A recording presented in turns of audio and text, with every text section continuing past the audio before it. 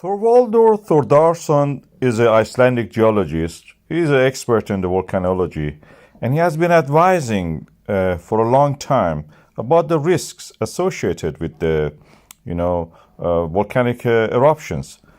He shed light on this. People like that can be unpopular sometimes. Not just him. I'm not talking about him personally.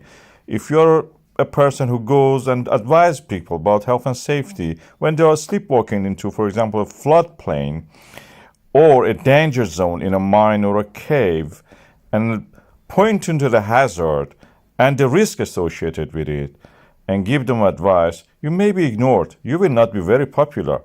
In Iceland, we have all the geological knowledge available. Maps are drawn. Systems of the volcanoes are known, and many books and publications are available about them. We have eruptions already and charts available for them to show that these eruptions are associated with this earthquake. We have the hazards for the gases and ash flowing toward the other parts of the world. And yet, your advice is ignored, pointed to the other direction. It's thrown away like a bag of trash.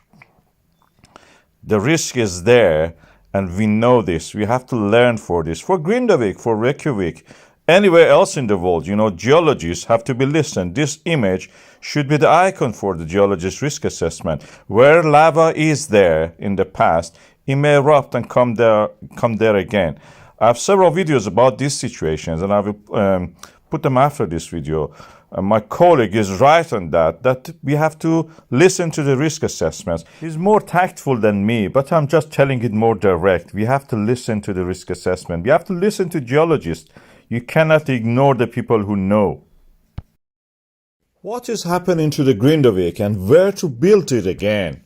Grindavik is in the Reykjanes peninsula of Iceland, in the northern Atlantic Ocean. In this area, we had an uplift to the east and the west, and the central part, which was this town, is actually sinking, going down. And this is a graben situation. We have two fault lines controlling at the center. The town is falling. The whole area, the zone is falling, and the magma is rising there. This is the Eurasian plate separating from the North American plate. Tectonically, this is an active region, mid-oceanic ridge we call it. This is where the ground, the new earth, the new lithosphere is being built by the magma, which is we can see through this three-dimensional vision. Through the seals is rising, filling up the gap that created when the cracks in the ground appear. Rise into the ground, gluing it again in a way you can say. It takes a long time actually to dry. That's not a very good glue in that sense.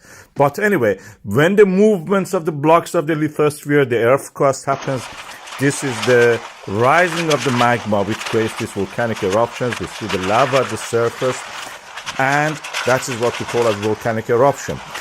Grindavik, where it is now, people probably will not return to it. If they can get insurance money for it and go somewhere else, they would probably do it, although it is home for many of them.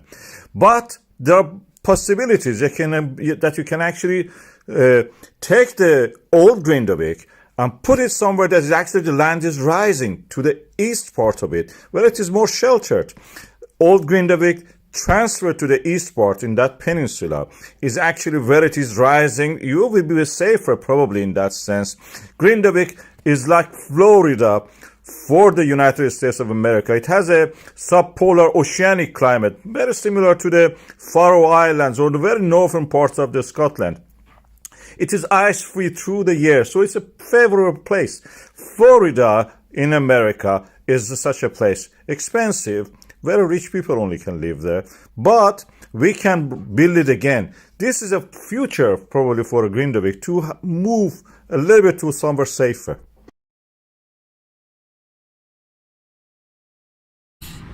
Area that was flooded. This is the area that was flooded on our last journey. Now, look at it now. Yeah? You can see where the building sites were. They were actually digging foundations here, and it's still waterlogged. You can see, there we go, all along there. Show that side. And I'm just going to turn the camera now. Here I am again, that is the crane we showed you in the... And this is, yeah. Well, you talk then, are you talking? Here's the building site, there we go, everybody. There we go, the building site. And they haven't learnt their bloody lesson. They have not given up. They haven't given up, they're still building. They're still building, they're going to have houses here. My God, look. I don't think any of the local people would be buying anything from here. This is they call Team Side Way. Team Side Way. A4440. Okay, on the A4440, and I think I can catch this little vehicle working overtime on a Saturday to make up for lost time. Yeah, to make and they just set it as quick as possible. yeah, and they're over there. Digging. Yeah, they're digging. And you see more boats there, I think. They're still digging, and if you can see down here, you'll see the builders here digging. But look, the land is still waterlogged. They're also building an access road that would be flooded. That was underwater. All this was underwater. Underwater. This is a valley. And Taking a bit more toward the ground, not less toward the sky. where you get the valleys, See more of the land, less of the sky, makes it brighter. where you get the valleys and where you get the rivers. If you've got mountains, Oh yeah, Malvern, Lamster, there we go. Worcester. Yeah. You see the sign. There we go, and there's the other building site. And I think this part was underwater too. Yeah, there was a big traffic jam here. Just don't go and live on this estate.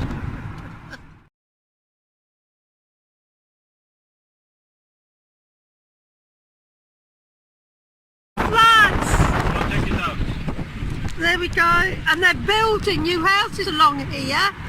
So anyone who wants a new house, don't come here. Herefordshire. Yeah, this is Herefordshire. Where the ones you don't... Wet. All This is these the river fields. Severn or Tees. Yeah, River it's Bay. wet. It is absolutely soaked. Look at it. I'll just let the camera run for a little while.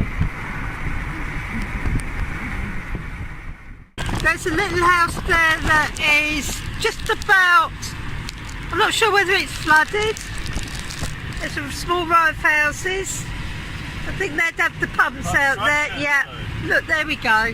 They were building houses Yeah, to sell to people. you can see they're actually, If you want to buy anything, look at the flood map of the UK. yeah, look at the flood map, because these were having new builds. All of here was being new built. It's field after field, and the same on the opposite side of the road. I think we can call safely the Herefordshire also a lake district. At the moment, everywhere we can just see lakes.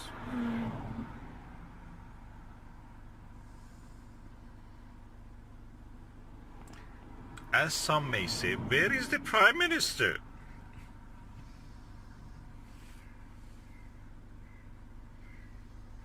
You get what you deserve.